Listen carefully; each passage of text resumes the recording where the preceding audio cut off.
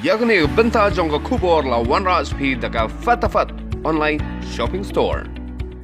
Uwei doktor belarang ba janga Shillong Civil Hospital ulangat ia kejengpang COVID kakendai menin kasih arfatrik unaitung arajar arpau. Uniu doktor ulangat ia kene kejengpang namar baulah sumar ya uwei neki nongpang COVID kakendai apa negem hospital haka bau nongpang udi belas sistem jerba bat menta ulah khlano. Kini kajeng yo jong doktor jakani kejengpang kalau pelong iki bor punya janga Shillong Civil Hospital ban khang shwa shipor ya karung kami ahate ka hospital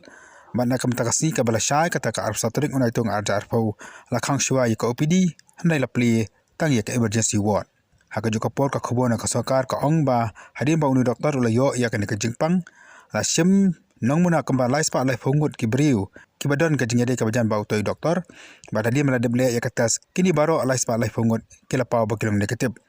kan ba yaki khandungut ku pan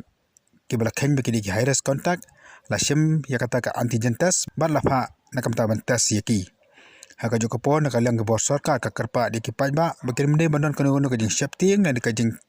ki khore namar ka jing yo jong ni doktor ya kan di ka jingpang namar ba uni doktor shimla ya than cheki jaka pajba le ni shimla rung than cheki ward basumari ki pajba hande ulo somar be thik tang ka jaka basumari ki bapang covid ni kata ka covid ward haju ka por ka sokar ka kentu ki pajba bakim don kono ka jing snow ni ka jing iben yauti doktor ubala ai ka jing shakri na kam taban sumar papan ka ya ki pajba la ban kedo hangniru ba uni doktor jaka Shillong Civil Hospital udi doktor ba ara ka jala ban yo ya ni ka jempang covid ka khandai hadien ba doktor John Sailu renta tiang ulangat dia kene ke Jepang haka khalai tarik una yom arajar pau haka ba doktor Sailu menta ulah khlanna.